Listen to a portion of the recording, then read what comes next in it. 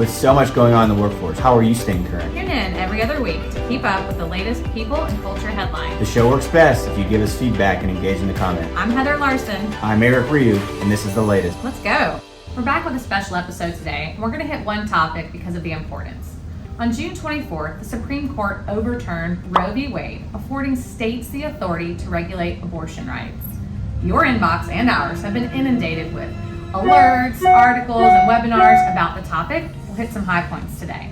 Yeah, let's talk about what we know, what we don't know, and how employers are reacting. Yeah, let's start with self-funded employers that are governed by ERISA. They are not subject to state mandates or state rules.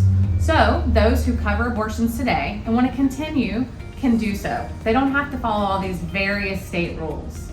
Non-ERISA plans, like the municipality, they do have to follow the state rules, so their path will be a little stickier. And if you're fully insured, then your carrier is going to need to comply with their state rules. So therefore, if your health plan is based in a state with restrictive rules, then you're likely going to have some benefit changes.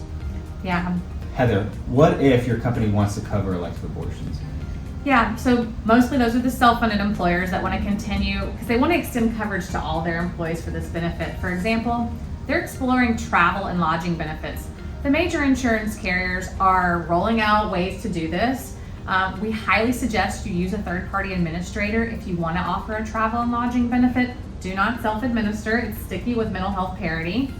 The cost, we've run the numbers, is negligible, so that's not a hurdle. It's just you need to have someone help you out doing it. Yeah, and same story on the fully insured. It's going to be challenging, if not impossible, to cover these benefits. For example, in Texas, you're not going to be able to add a rider.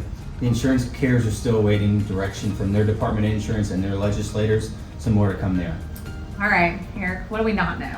We don't know how vigilant the states are going to be about enforcing this from a civil and criminal perspective, so we encourage employers to tread lightly. And then we're still waiting what the federal government might do about this.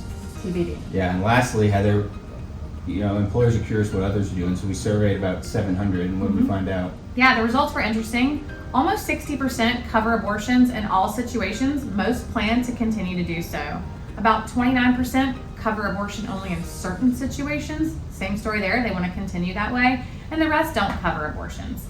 Anecdotally, those employers that are fully insured and so they're subject to potentially a restrictive state law, they're exploring changing their situs state. We're hearing that already.